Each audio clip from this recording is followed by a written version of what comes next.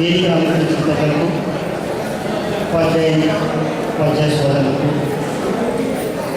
విద్యార్థులకు అందరికీ కూడా నా ఉదయపూర్వక నమస్కారాలు. నేను ప్రతిపాడు మండలం ఎంపీపీఎస్ మమ్మల్ని వెయ్యినందు సెకండరీ ఉపాధ్యాయులు పనిచేస్తున్నాను. 2002 ఇయర్స్లో నేను సెలెక్ట్ అవ్వలేదు.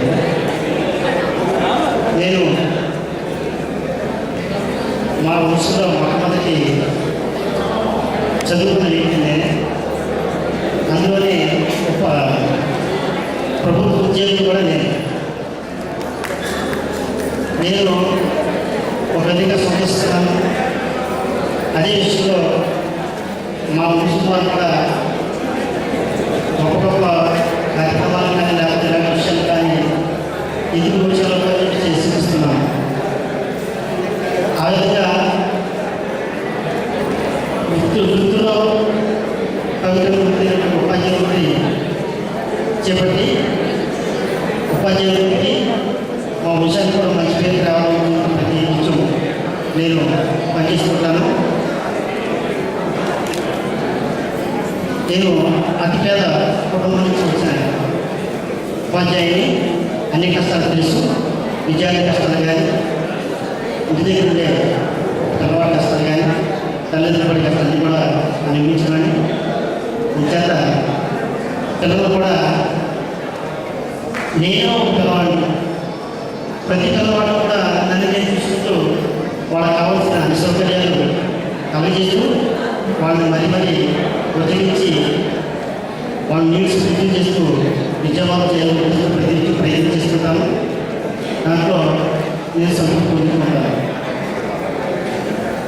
అందులో ఈరోజు నేను చాలా ఏనుగులు బాగుంటారు. అలాగే సంతోషాన్ని కూడా కూర్చున్నప్పుడు ఎంత ఈ సంతోషం ఉంటుందో అంత సంతోషాన్ని ఇలా అనిపిస్తున్నాను. ఎందుకంటే ఈరోజు నా చేతి ద్వారా వచ్చిన నా మేనల్ని పెళ్ళండి ఒక ప్రయోజనం అయిన తర్వాత నా మేనల్కి పెళ్లి చేస్తున్నాను. అదే సందర్భంలో నేను సాయంత్రం నాకు బలరామకృష్ణ ఫోన్ చేసి మీరు సభ్యుల పురస్కారానికి చెప్పలేదని చెప్పారు. నా యానం కార్యక్రమం పోయింది. సరే చెప్పేసి మార్నింగ్ బయలుదేరి సంవత్సరం వచ్చేసరికి మళ్ళీ మా మిస్టర్ ఫోన్ చేసి మా పెద్ద టెన్షన్ అయ్యింది, మీరు అంటే అలా ఫోన్ చేశారు. నిజంగా నా సంతోషం తారస్థాయి అయిపోయింది అన్నమాట.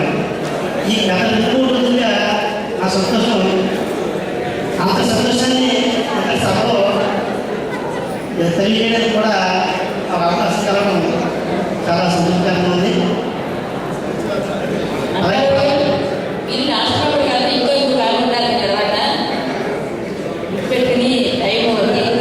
సరే మేడం, నేను తప్పనిసరిగా పెద్దలు, నా తల్లిదండ్రులు అందరూ గౌరవించే విధంగా ఉపాధ్యాయులకి నిత్యం మీరు చేసే ప్రయత్నం చేస్తూ విద్యార్థులు తీర్చడానికి ఎటువంటి సందర్భంలో ఎదుర్కొనాలని ట్రస్ట్ వారికి, మా ఎంఈఓ గారికి, మా పాఠశాల బృందానికి అందరికీ కూడా మనస్ఫూర్తిగా హామీ ఇస్తూ ఈ అవకాశం ఇచ్చిన ట్రస్ట్ వారికి ప్రత్యేక ధన్యవాదాలు తీసుకుంటూ